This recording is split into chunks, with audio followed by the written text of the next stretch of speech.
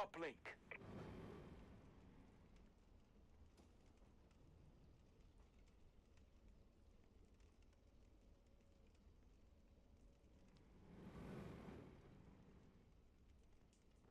Take the satellite to the uplink station.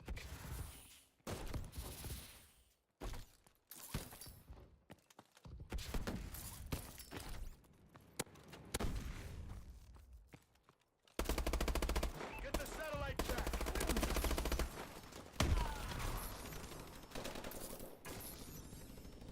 Satellite dropped.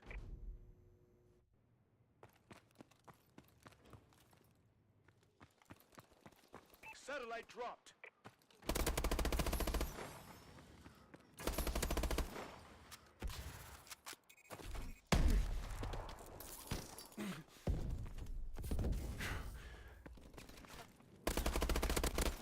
Satellite dropped.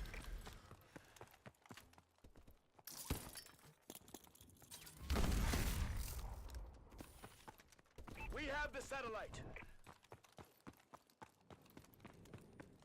The enemy has the satellite.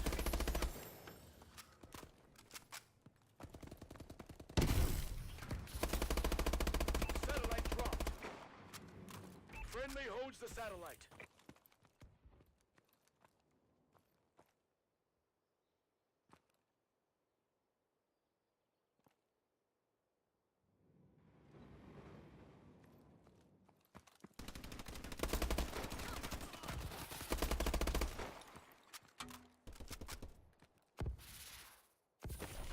Satellite dropped.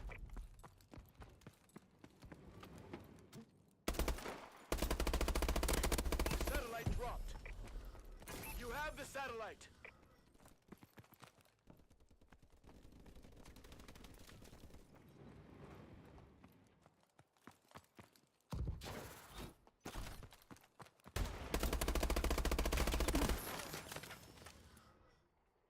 We've lost the satellite.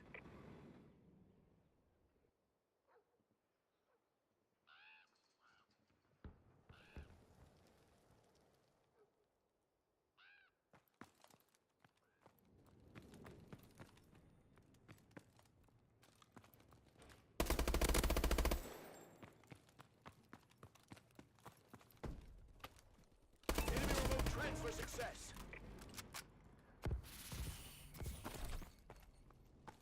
Get the satellite back. Satellite dropped. We have the satellite.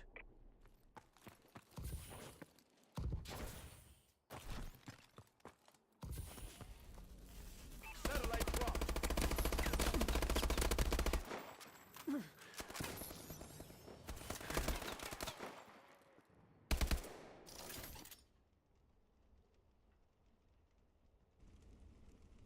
Satellite reset.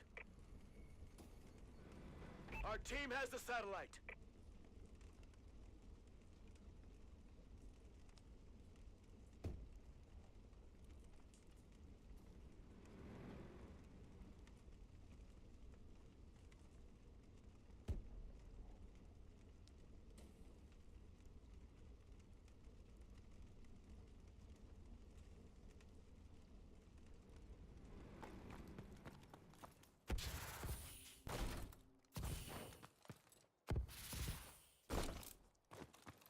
Satellite returned.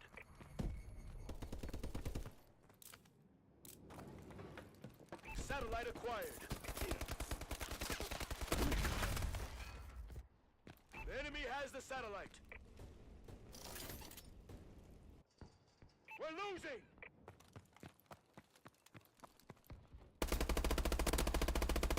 Satellite dropped. Satellite acquired.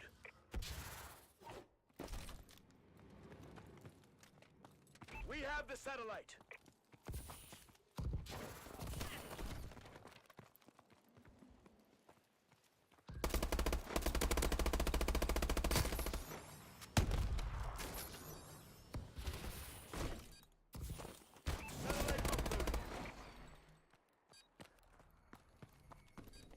Our team has the satellite. Warbird decode sequence activated. Warbird support requested.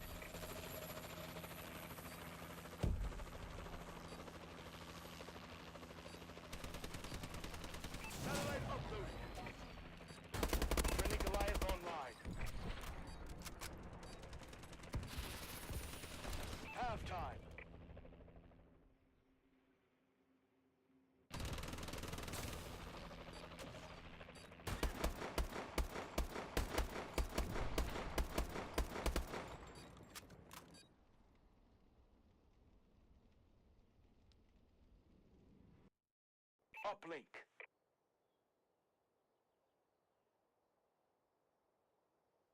Take the satellite to the uplink station.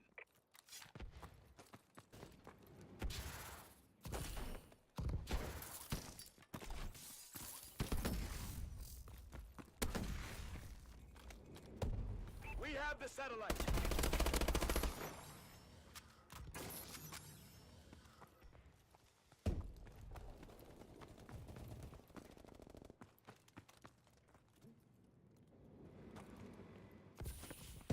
Our team has the satellite.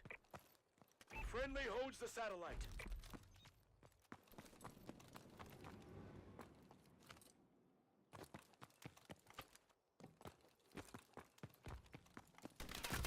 Satellite uploaded.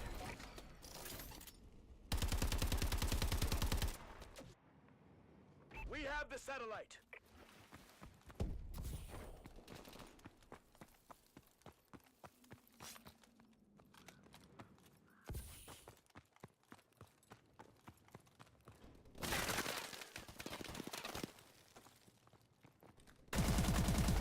Satellite uploaded.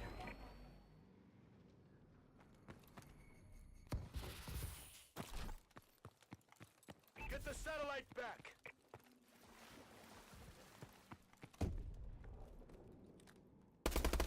Satellite dropped.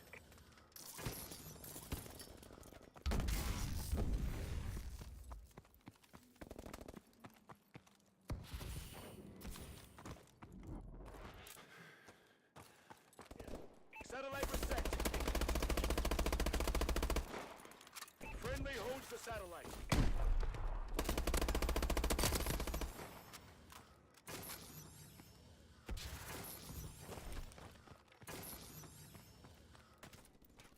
Satellite dropped. We've lost the satellite.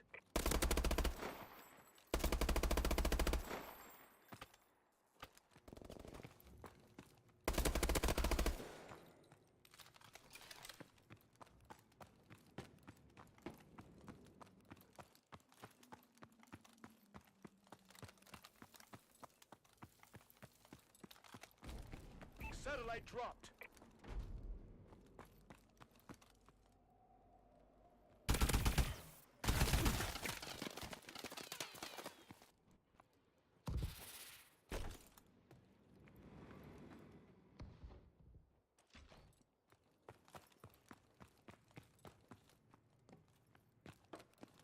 Satellite dropped.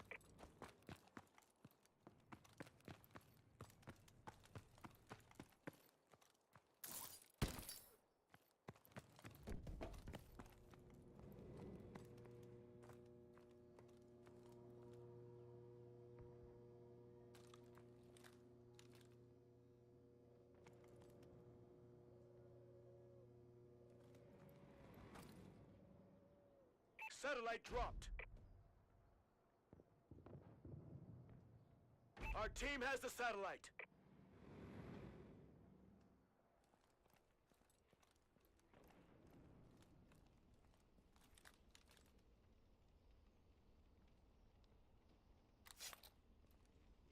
Satellite dropped.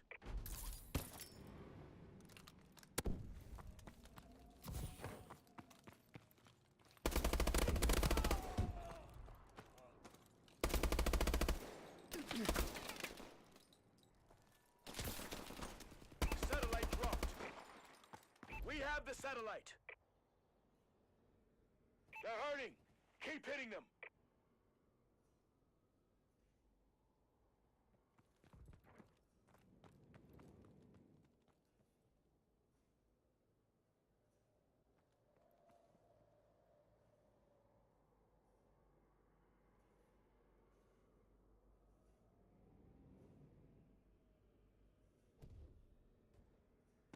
Satellite uploaded.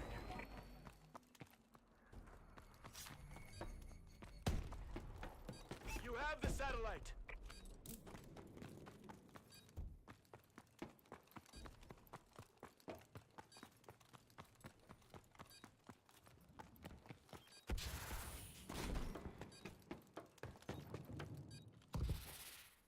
Satellite uploaded.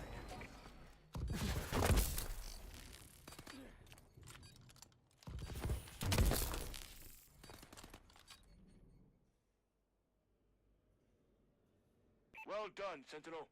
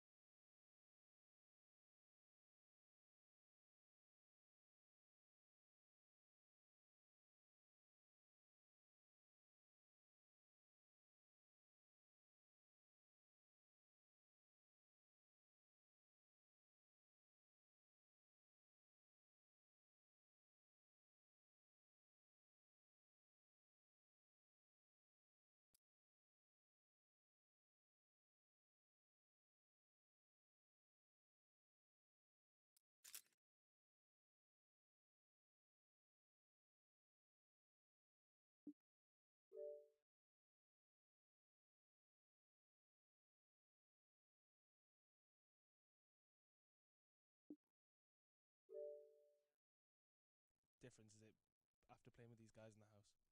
In the house, like we're playing to live in America, so we go harder than anyone else in the world, and it's really shown this tournament. Like we had a close series, but the team match is really helping because like when we make mistakes, we fix them, sort them out quickly, and we're tired from learning from mistakes, so we're just gonna put them into practice today. What's it been like at a UK event, but being jet lagged? I've always said like the Americans are just lying, using it as an excuse. But like we're going to bed at like 10 o'clock, tired as you like, waking up at 3 in the morning, wide awake. But a can of Red Bull sorts us out, so we're alright. You've got either Optic Gaming or you've got I had a memory blank. Aware, sorry. It's likely to be Optic based on paper. What are you expecting? They're the best team in the world, so we're still gonna go in as confident. But it's going to be really hard to beat them. I think our best chance of beating them will be winning the S&Ds and then grinding out one of the middle respawns. But with Formal, Crim, Scum, and then you've got Enable to pick up, they're going to be really hard to beat, but we're going to give it all we can. Perfect. Okay, this has been Shane from TCM Gaming. We're going to go back to the studio. Puckett is going to talk a little bit more about the game.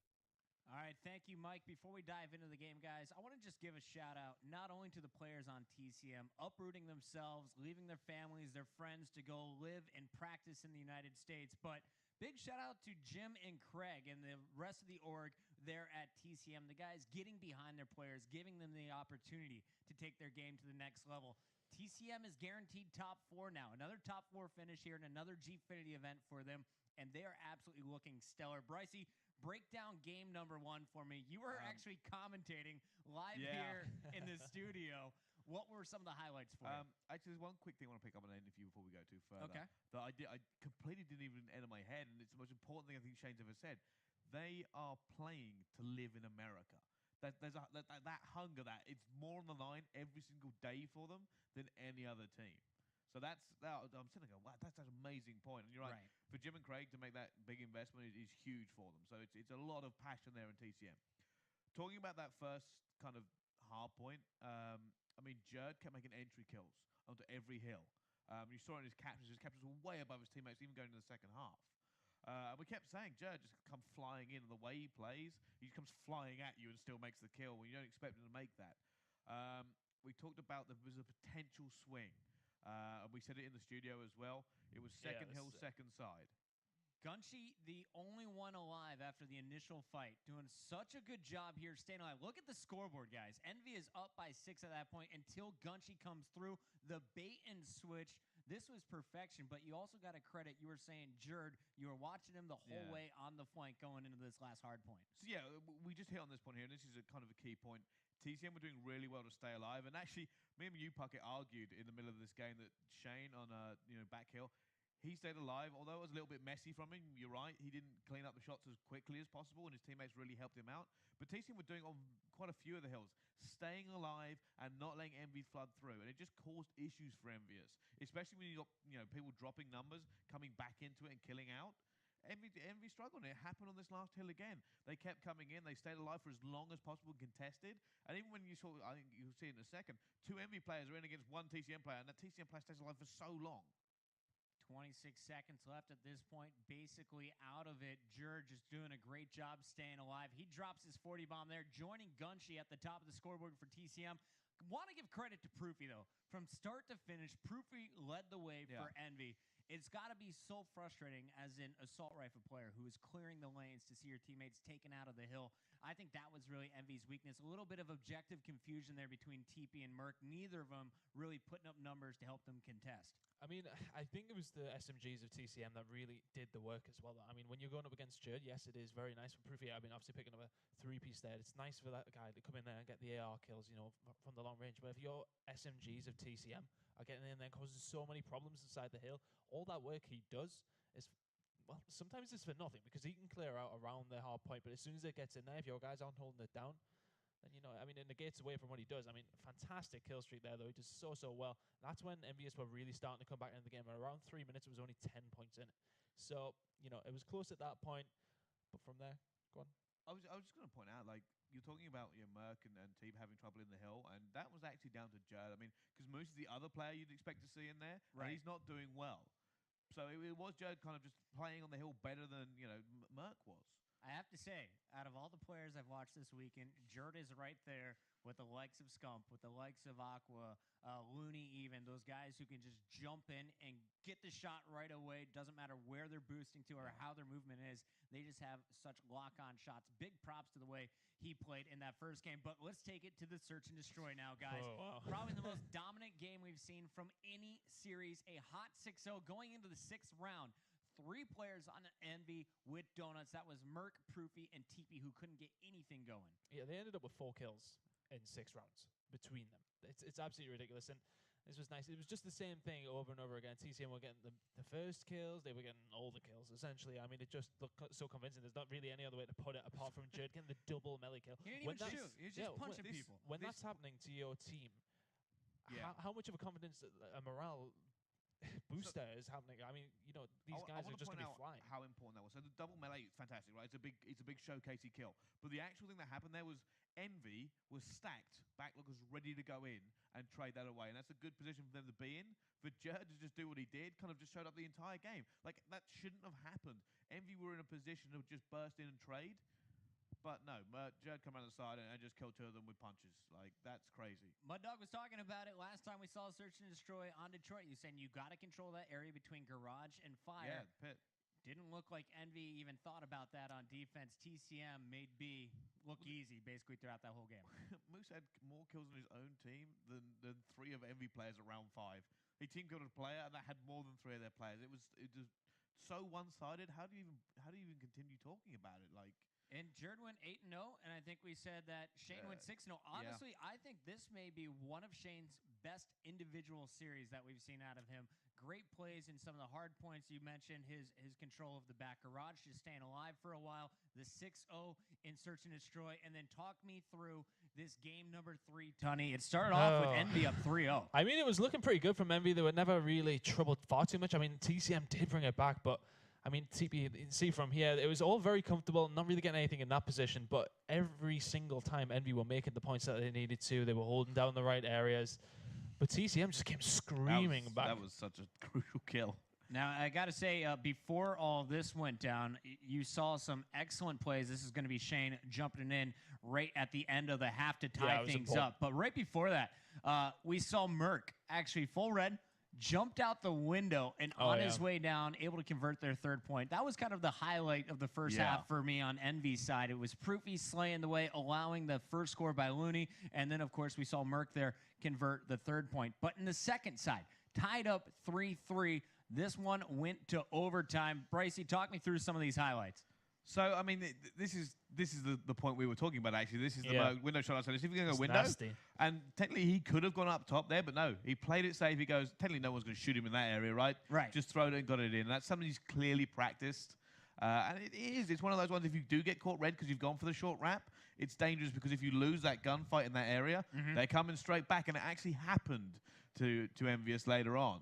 So, for Merc to go selfless, I'm going to die, but that's going in for 1. It was a big play. And then talk me through overtime. We see Looney hits the shot Not a whole lot of time left on the clock. How did Shane and the boys force that last cap through? I mean, when you see that go in at 37 seconds, you're on TCM, you sort of resign yourself. You're like, right, okay. Realistically, I mean, this is going to be very, very hard. If we manage to do this, then great. If not, let's go next map. And we literally sat down after it went to overtime. Oh, we took our headsets we off. were sort of like, all right, okay. Yeah, it's going to And get then what Shane does fantastically well here, he gets a hold of the satellite and he just waits.